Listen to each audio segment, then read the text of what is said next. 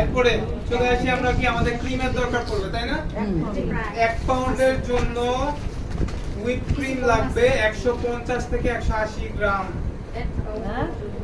1 pound কেকের জন্য whip cream লাগবে 150 থেকে 180 গ্রাম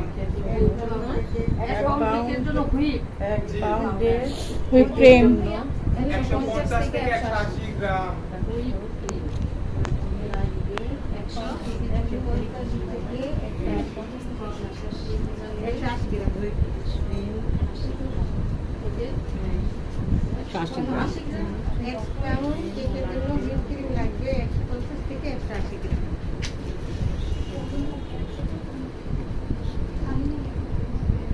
এক পাউন্ড কেকের জন্য সুগার সিরাপ লাগবে